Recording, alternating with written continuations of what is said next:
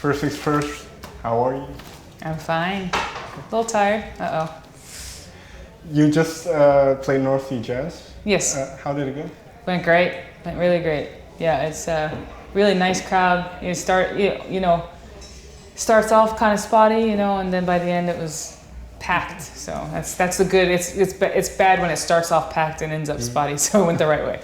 Do you have any expectations when you do these kind of festivals in Europe? No, I have no idea. They're all different. We were just talking about we did Rudolstadt in Germany, and it was enormous stage, enormous crowd, went on forever. And then we here, and it's a tent, and it's smaller. It's just as enthusiastic, but you just don't know until you walk, because we haven't played any of these festivals before. So it's a discovery every time. Okay. Well, before we talk about your new record, I'd like to go back quickly. Do you remember the first album you fell in love with? The first album I fell in love with, I'd have to say, if I'm going to tell the truth, it would be the soundtrack to The Little Mermaid, the Disney movie. I listened to it every night for a year, and I knew all the songs, of course, and I still do, but I also knew all of the instrumental. The other side was all the instrumental songs. I knew all of those too.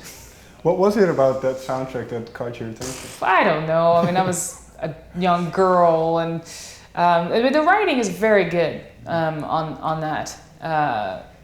It was a great team. Ashman and Menken did that, and the lyrics are great, and the music's great. So, I mean, it's pretty high quality. And I assume you were quite young then, so yeah. When did it evolve into you wanting to sing yourself? That was later. After it was I was towards the end of high school, before college, and that's how I decided I wanted to go. I did a choral camp and went, singing, yes, and I had always sung, but I never thought about making it a career until I was 16, 17. Did you know you could sing? I mean, I knew I could. I know I was a pretty good singer, but I didn't think I never thought I was good enough to have a career at it. I just knew I had a nice voice, and I'd sing a solo in choir or whatever. But I didn't really think about it too much. And what kind of music were you listening to at this point? Well, was it along the lines of the music you make now, or was it? No. I would have been, radio. What was on the radio? I listened to a lot of country. I was eclectic, so there might be Giants or Queen or, Andre Segovia, just kind of random things. And then pop music, When did you find your own voice, in a sense, then? Well, it's been a long time. I still don't know if I found it. Okay. I'm a lot closer than I've ever been. I'd say, I found my calling after college. Okay. In 2006, I started the Carolina Chocolate Drops with, the two other founders of the band. And that was definitely, I knew I'd hit something really important, something that nobody else was doing. And it's only been, in the last few years that I've, been thinking about doing a solo thing, So now I'm really just kind of able to, what's the word? Explore, what that means. And well, you say this idea of doing something solo just popped up recently. What made it pop up? Was it something that kind of? Yeah, it was definitely a thing. There was a movie called Inside Llewyn Davis about the Greenwich folk scene, and they did a concert called Another Day, Another Time in New York. So sort of with the stars from that movie, and with Joan Baez and Patti Smith and these folks. I think Elvis Costello was there for a hot minute, and I was invited to do that.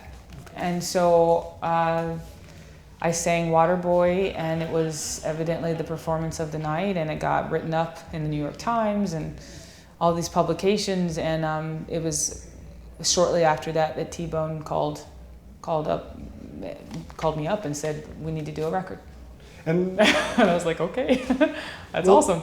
Because before with Carolina Chocolate Drops, you were doing quite well, and so was there an urge inside of you before that concert to do something on your own? No, I had just reformed the band, you know, and I was focused on the Chocolate Drops, and I had sort of thought, oh, one day when I do a solo record, I'll put these, you know, this song won't fit in this one day, you know. So that's the beginning of the list that I gave to T-Bone. Was, you know, so I had been thinking about it, but just kind of, you know, oh, one day, you know, nothing like, oh, I got to do a solo record, you know. It was completely out of the blue. Okay. But then if you take the songs, they are all, it's not a concept record, but there is an idea behind it, because they're all female singers that mean something to you and mean something in the music tradition. And so was this apparent back then?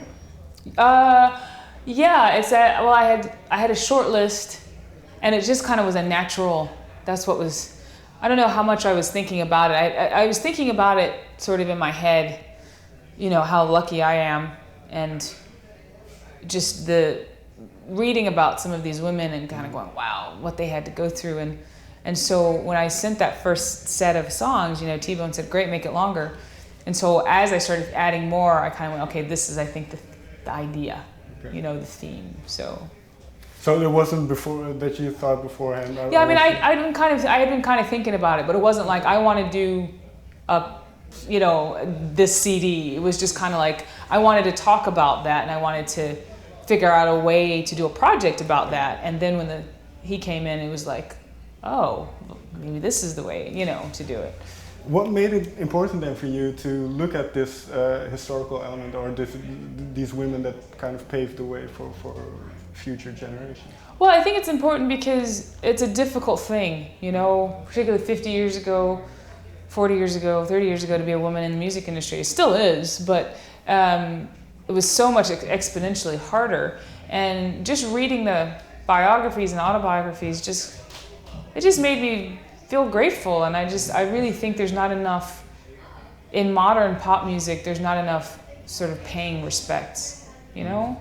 And that's what I wanted to do. I felt like it was important to start off my solo career with an homage, you know, just to pay respects to the people who came before, because I wouldn't be here, you know? It's just, it was just important to me, I don't know.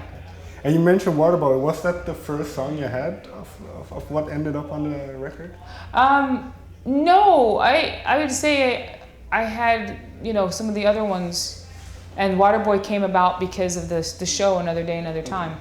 I was going to do something by Odetta. Well, she didn't write it, but, you know, interpreted by Odetta, and that was the one that grabbed me, you know, as I was kind of going through her repertoire. And when it went on in the project, where were the decisions based on, or what were the decisions based on which songs you picked? Well, we had a long list, so I brought the list in. I kind of cleared everything with T-Bone, and he had made like a change, a Dolly Parton song. He swapped one in, you know, which was a better choice. And I brought the list in, and then every day we just kind of picked what seemed right to do.